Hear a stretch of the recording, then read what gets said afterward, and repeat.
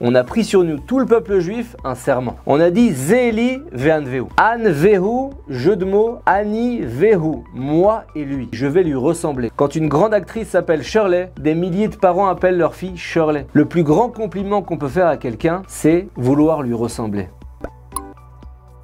Lorsque la mer s'est ouverte, le peuple d'Israël s'est retrouvé poursuivi par les Égyptiens. Ils étaient en colère, avides de vengeance après les 10 plaies qui se sont abattues sur eux et nous voyant emporter toute leur richesse. Ils étaient armés. Vaïrou Meod, nos ancêtres ont eu très peur jusqu'à ce sauvetage miraculeux qui s'est produit devant nos yeux. Yardoubim Solot Kemoaven. L'eau de la mer s'est renfermée sur les Égyptiens. Ils se sont enfoncés dans l'eau comme des pierres dans la mer. Le peuple vient d'être sauvé de la mort par le biais d'une expérience où ils ont vu la main d'Hachem. Et là, plein d'émotions, pour rendre l'appareil à Hachem, ils prennent sur eux un éder. On a pris sur nous, tout le peuple juif, un serment. On a dit Zéli ve'anvehu. Et il y a deux interprétations possibles de ce serment. Une connue, une moins connue. Première interprétation, Zéli ve'anvehu, traduction, c'est mon Dieu, je l'aime, et je vais toute ma vie l'embellir, le glorifier. C'est parler d'Hachem au monde entier, l'embellir à nos yeux. Pas pour convertir les gens, juste pour rendre hommage à la vérité. Nos ancêtres l'ont toujours fait. Quelques exemples. Pourquoi le roi Salomon était marié à 1000 princesses du Moyen-Orient? Il avait accompli la promesse de Zéli ve'anvehu. Il diffusait, représentait la Torah, les rois du monde entier étaient fiers de donner leur fille à un homme si inspirant. Au second temple de Jérusalem par exemple, beaucoup de non-juifs respectaient les mitzvot, comme la femme de l'empereur Néron pendant son règne, et Néron lui-même après son règne parce que les Romains ne l'auraient pas toléré. Nombreux sont aussi les aristocrates romains qui ne parlaient pas affaires le saint jour du Shabbat. Les hommes d'affaires juifs de l'époque parlaient d'Hachem dans les pays du Proche-Orient, et même avec le couple royal, la reine Hélène s'est convertie. Elle est devenue nazir 7 ans, elle apportait des sacrifices au temple, elle était très froum. Tout cela parce que nos ancêtres n'étaient pas silencieux pendant des centaines d'années. Ils diffusaient le Zéli ve'anvehu. On était fiers d'Hachem, on diffusait sa grandeur là où on allait. Aujourd'hui, bon, comme enseigne le Rav Avigdor Miller, on doit déjà parler d'Hachem à nous-mêmes, aux nombreux juifs ignorants déjà. Et puis faire pénétrer les mots de la prière, notamment dans les psuké des Imra, ces psaumes tous les matins qu'on récite et qui font grandir l'honneur d'Hachem au lieu de la bâcler. Mais il y a une seconde explication de ce serment de Zéli ve'anvehu qu'on a tous pris. C'est rapporté par Rabba Shaul dans la Gemara, c'est moins connu, c'est un chidouche. An vehu, jeu de mots, ani vehu, moi et lui. Ça veut dire je serai comme lui, je vais lui ressembler. Quand on admire quelqu'un, on veut lui ressembler. Quand une grande actrice s'appelle Shirley, des milliers de parents appellent leur fille Shirley. On entend ce prénom dans la rue. Pourquoi les Lubavitch portent un chapeau tourné vers le bas? Parce que le rabbi l'a fait. S'il va tailler sa barbe d'une certaine façon, ces chassidim vont faire de même, ils veulent ressembler à leur juif de référence. Le plus grand compliment qu'on peut faire à quelqu'un, c'est vouloir lui ressembler. Mais nous, on veut ressembler à Hachem. Alors comment je m'y prends? J'adopte les traits de caractère, je me cale à la conduite de Dieu dans ce monde. Entre parenthèses, vous savez que la nature humaine fait qu'on ressemble à ceux qu'on admire. Si vous admirez votre chien ou un influenceur Instagram débile, à vous de voir qui vous suivez, vous allez lui ressembler. Le créateur du monde unique a toutes les qualités les plus parfaites. C'est ça notre idéal. Glorifier Hachem en calquant ses midot, c'est le meilleur moyen de réussir notre vie. Parfois tu vois un chazan ou nous-mêmes à la synagogue, il chante super bien la prière Az Yashir Moshe avec une voix magnifique. Il t'émeut.